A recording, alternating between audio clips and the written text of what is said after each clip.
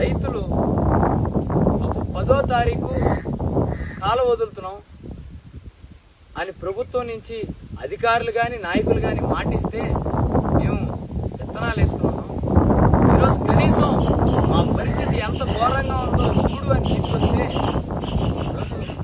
ఈ పరిస్థితి చూస్తే నేను ఏమైనా గ్రాఫిక్స్ చేస్తున్నానో లేదా అబద్ధాలు ప్రచురణ చేస్తున్నానో లేదా బురద చల్లుతున్నాను అనుకుంటే ఈరోజు వంటకాలం మీద నుంచుని మాట్లాడుతున్నాను. ఈరోజు వంటకాలం పరిస్థితి ఎట్లా ఉంటే రైతులు ఏ విధంగా వ్యవసాయం చేయాలని చూస్తున్న ప్రతి ఒక్కరిని ప్రశ్నిస్తాం. ఈరోజు కనీసం నా ఊరు రైతులు నన్ను ఈరోజు రెండోసారి మంత్రి చేసి కూర్చోబెట్టిన వాళ్ళు ఈరోజు రైతులు ఏమైపోయారని కనీసం ఊర్లు రాని పరిస్థితి, ధైర్యం చెప్పని పరిస్థితి. కనీసం ఇరిగేషన్ అధికారులు కూర్చోబెట్టి నా ఊరోళ్ళకి నీళ్లు రాకపోతే రైతులకి ఏమైనా ఇబ్బంది అయితే మీరు ఇబ్బంది పడతారని కనీసం నువ్వు గట్టిగా చెప్పని పరిస్థితి. ఇంత రబ్బర్ స్టాంప్ మంత్రిగా ఉండి మళ్ళీ పెద్ద మాటలు చంద్రబాబు గారి దగ్గరికి వెళ్ళి పెద్ద మాటలు మాడతావు, లోకేష్ గారిని ఇక్కడికి తీసుకొచ్చి జనాలు పొంగయ్యో గారి పెద్ద మాటలు చెప్తావు, లోకేష్ గారిని నీ గురించి ఉత్తమ మంత్రి అని చెప్తారు. ఇది నీ ఉత్తమం. ఇది ఈరోజు ఏ రైతు ఈ రైతు బాగున్నాడని చెప్పలేని స్థితిలో ఆంధ్రప్రదేశ్ రాష్ట్రాన్ని పెట్టాడు.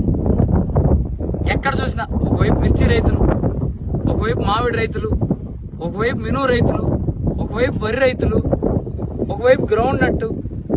ఒక్క క్రాప్ కూడా ఒక రైతు వచ్చి ఈరోజు చంద్రబాబు గారి దయవల్ల మేము బాగా పండించామండి, మంచి రేటుకు అమ్ముకున్నామని చెప్పే పరిస్థితి లేకుండా ఈరోజు రైతుల్ని ఆత్మహత్య లేదా ఈ వ్యవసాయం ఆపేయడం తప్పితే ఇంకొక ఆప్షన్ లేకుండా చేయగలిగిన ఏకైక మనిషి చంద్రబాబు నాయుడు గారు. ఇటువంటి పరిస్థితిలో కనీసం రైతుల దగ్గరికి అధికారులు రాని పరిస్థితి చూసి మన టీవీ5లో ఎల్లో మీడియా ఛానల్లో చూస్తుంటేనేమో అక్కడి నుంచి హారతులు ఇచ్చి నీళ్లు వదులుతున్నామని చెప్పేయడం, మిమ్మల్ని నమ్మి మీ డబ్బా ఛానల్ని నమ్మి రైతులేమో ఇక్కడ విత్తనాలు వేస్తే ఈరోజు ఇది పరిస్థితి. పోనీ పరిస్థితి ఎట్టా ఉంది? అధికారులు వచ్చారా? వీళ్ళ ఓట్లు వేసుకుని రకరకాల ఒకళ్ళు ఎమ్మెల్యేలు అయ్యారు, కొంతమంది మంత్రులు అయ్యారు. వాళ్ళ సొంత నియోజకవర్గాల్లో జిల్లా అంతా ఉత్తరించగల మంత్రి అయిన మన నియోజకవర్గం రైతుల దగ్గరికి కనీసం వచ్చి పలకరించామా అని ఎవరికి సమాధానం చెప్పక్కల. మనకు మనం మన ఆత్మను మనం రాత్రి మీటింగ్ పిలిచారా? ఎకరానికి 400 అంతా సందా చేశారా? 400 సందా చేశారు, అంతేగాని ప్రభుత్వం పంపించడం కాదు. మీరే మన రైతుల దగ్గర డబ్బులు తీసుకొచ్చి కొడుకులు చిన్న పనులు తీయించుకోవాలంటే ఇంతకుముందు ఇరిగేషన్ డిపార్ట్మెంట్ అడుగో లేదా నాయకుడు సొంత డబ్బులతో మిషన్ పంపించే పరిస్థితి.